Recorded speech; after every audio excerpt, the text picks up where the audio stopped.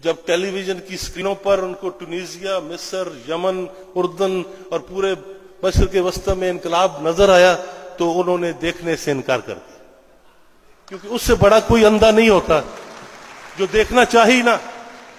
جو دیکھنا چاہتا نہ ہو، اس سے بڑا اندھا کون ہو سکتا ہے؟ اور اس لیے یہاں کے مفکر، یہاں کے دانشور، یہاں کے سابقہ لیڈر، یہاں کی سیاست، یہاں کی دانش اندھی ہو چکی ہے، کیونکہ وہ تاریخ کے ہاتھوں مارے جا چکے ہیں، وہ زندگی ہار چکے ہیں، کہ ان کا نظریہ ہار چکا ہے، ان کی سوچ ہار چکی ہے۔ ٹھیک ہے، ہم مشکل حالات میں چلتے آئے ہیں، کٹھن راہوں سے گزر کے آئے ہیں، لیکن ہم انقلاب کی تکلیف کو تکلیف نہیں سمجھتے، ہم انقلاب میں قربانی کو قربانی نہیں سمجھتے، کیونکہ ہمیں جو انقلاب دیتا ہے ہم جو بھی دیں وہ اس سے کم ہے۔ اور اس بنیاد پر میں سمجھتا ہوں کہ ہمیں انقلاب کو ایک خوشی کے طور پر، ایک جشن کے طور پر، ایک لطافت کے طور پر، ایک آسودگی کے طور پر، ایک شوق کے طور پر اپنانے کی ضرورت ہے۔ اور اس بنیاد پر میں سمجھتا ہوں کہ جب تک تنظیم میں ایک سہل کیفیت ہوگی، ایک خوشائند ثقافت ہوگی، اچھے رشتے ہوں گے، تو وہ اور کہیں نہیں مل سکتے، کیونکہ جب تک انسان کسی ایسے نظریے پر موجود نہ ہو، جیسے لینن نے کہا تھا کہ مارکسم اتنا ناقابل تذکیر صرف اس لیے ہے کہ وہ سچ ہے، اور ہمارے پاس سچ کے سوا کچھ بھی نہیں ہے، ہمارا کوئی دھوکہ نہیں ہے، کوئی فریب نہیں ہے، کوئی منافقت نہیں ہے، کوئی چوری نہیں ہے، کوئی ہیرا پھیری نہیں ہے۔ اور یہ سچائی کے رشتے آج اس زمانے میں کہاں ملتے ہیں؟ اور اس لیے میں سمجھتا ہوں کہ ان رشتوں کی قسم، بولشوزم کی تاریخ کی قسم اور اس ذلت کی قسم، ہم کبھی بھی اب پیچھے مڑنے والے نہیں ہیں، ہم اب رکنے والے بھی نہیں ہیں۔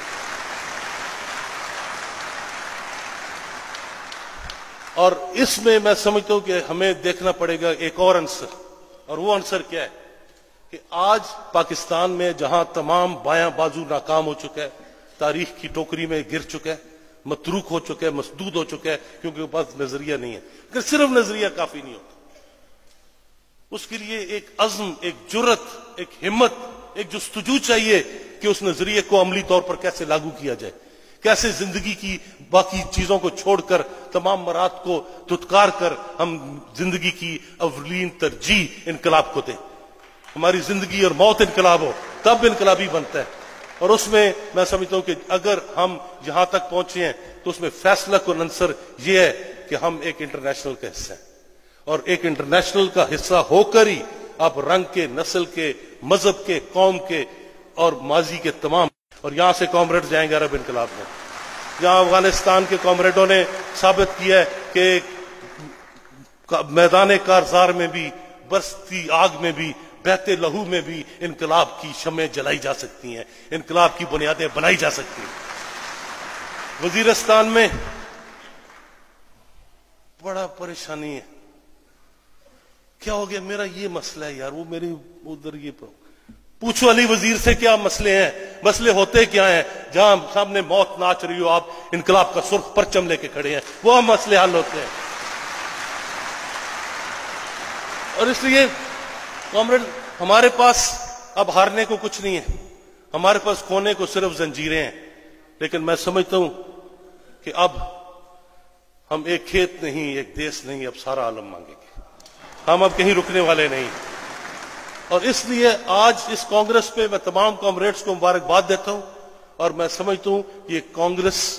ہمارے یقین کو محکم کرنے کا باعث بنی ہے، اور یہ کانگریس وہ فیصلہ کن موڑ ہے جہاں پاکستان کے محنت کشوں کو، پاکستان کو، انقلاب کو وہ اوزار ملے گا